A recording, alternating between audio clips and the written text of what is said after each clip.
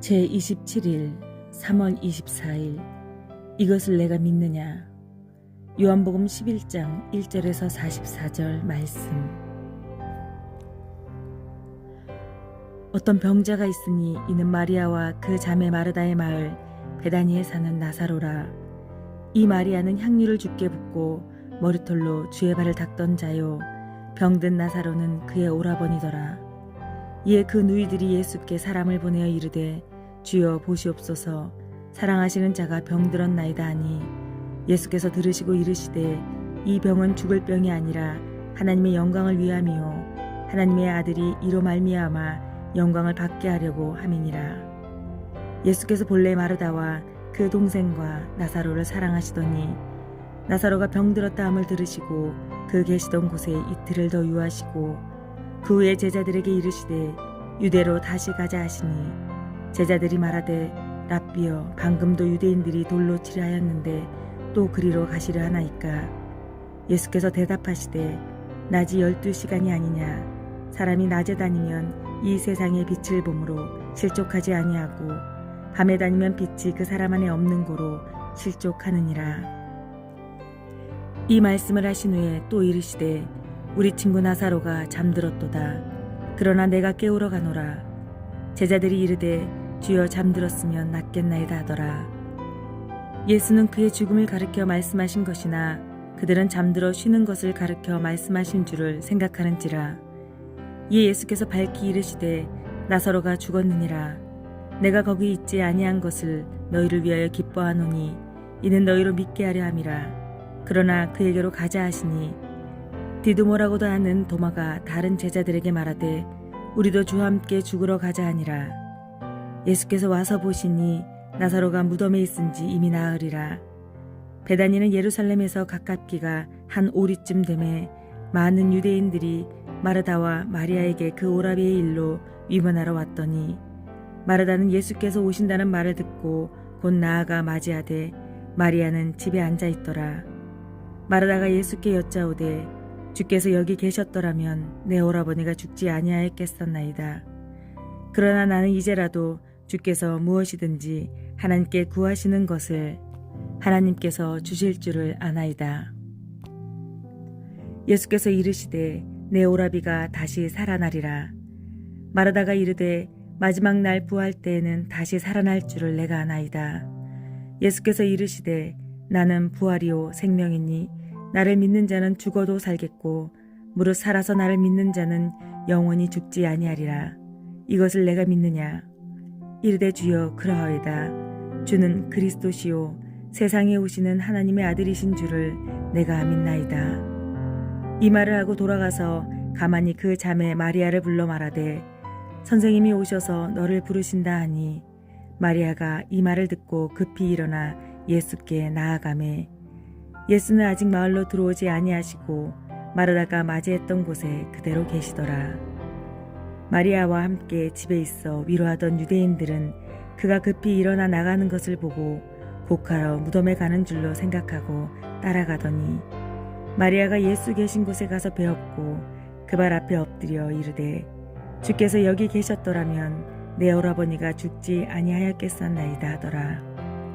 예수께서 그가 우는 것과 또 함께 온 유대인들이 우는 것을 보시고 심령에 비통히 여기시고 불쌍히 여기사 이르시되 그를 어디에 두었느냐.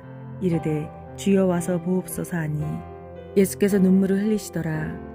이에 유대인들이 말하되 보라 그를 얼마나 사랑하셨는가 하며 그 중에 어떤 이는 말하되 맹인의 눈을 뜨게 한 이 사람이 그 사람은 죽지 않게 할 수 없었더냐 하더라. 이에 예수께서 다시 속으로 비통히 여기시며 무덤에 가시니 무덤이 굴이라 돌로 막았거늘 예수께서 이르시되 돌을 옮겨 놓으라 하시니 그 죽은 자의 누이 마르다가 이르되 주여 죽은 지가 나흘이 되었음에 벌써 냄새가 나나이다. 예수께서 이르시되 내 말이 내가 믿으면 하나님의 영광을 보리라 하지 아니하였느냐 하시니 돌을 옮겨 놓으니 예수께서 눈을 들어 우러러보시고 이르시되 아버지여 내 말을 들으신 것을 감사하나이다. 항상 내 말을 들으실 줄을 내가 알았나이다. 그러나 이 말씀 하옵는 것은 둘러선 무리를 위함이니 곧 아버지께서 나를 보내신 것을 그들로 믿게 하려 함이니이다. 이 말씀을 하시고 큰 소리로 나사로야 나오라 부르시니 죽은 자가 수족을 배로 동인 채로 나오는데 그 얼굴은 수건으로 쌓였더라. 예수께서 이르시되 풀어놓아 다니게 하라 하시니라. 아멘. 도움이 절실히 필요해서 애타는 마음으로 기다려본 경험이 누구나 있을 것입니다. 하루가 천년 같은 느낌입니다. 조금 더 지나 해결을 기대할 만한 일말의 희망마저 사라져 버릴 것 같으면 초조하고 불안한 마음이 극에 달하게 됩니다. 위기가 기회라는 말들을 하지만 정작 그 위기의 당사자가 되면 그런 말들이 마음에 와닿지 않고 오로지 해결에만 초점을 맞추게 됩니다. 극한 상황에서 도움이 되어줄 것이라고 확신하는 유일한 지인에게 도움을 요청하게 됩니다. 최악의 상황 이전까지만 와주면 된다는 한 가닥 희망의 끈을 붙잡고 기다리게 됩니다. 그런데 끝까지 안 나타나고 결국 피하고 싶었던 최악의 상황이 된다면 그때 느껴지는 절망감과 배신감은 말로 다 할 수가 없을 것입니다. 마르다와 마리아 자매는 하나뿐인 오빠가 병들었을 때 자신들을 사랑해 주었던 예수님이 바로 와주실 것이라고 알았습니다. 그러나 결국 오빠는 죽었고 장례까지 치렀는데도 예수님은 나타나지 않았습니다. 그리 멀리 계신 것도 아닌데 어떻게 이럴 수가 있는지 아무리 생각해도 이해가 안 되는 상황입니다. 그렇게 자주 들으시던 예수님이 일부러 사람까지 보내어 알렸는데도 정작 도움이 필요한 시간엔 아무 기별도 없이 안 오시다니 이렇게 사람을 실망시킬 줄 몰랐을 것입니다. 사실 마르다와 마리아를 사랑하시는 예수님은 그들에게 기막힌 믿음의 도약을 얻게 해줄 현장 체험을 준비하고 계셨습니다. 하지만 그것을 몰랐던 그들은 슬픔과 절망감에 붙잡혀 있었습니다. 무덤에서 시신이 다시 살아나올 수 있다는 생각 그 자체를 할 수 없었던 그들에게 주님은 그것을 현실로 보여주심으로써 예수님에 대한 새로운 차원의 믿음을 그들이 갖게 해주셨습니다. 인생을 살아가다 보면 심한 좌절과 낙심 가운데 빠져 희망을 완전히 놓게 되는 상황을 만날 수가 있습니다. 그때가 새로운 차원의 믿음을 얻을 절호의 기회가 될 수 있습니다. 죽은 자도 살려내시는데 무엇이 그분께 문제가 되겠습니까? 내가 기대한 시간에 역사하시지 않는다고 해서 절망하기보다 인내를 통해 무엇이든지 가능하신 주님을 새롭게 체험하고 믿음이 도약되는 계기가 되시기를 바랍니다. 함께 기도하시겠습니다.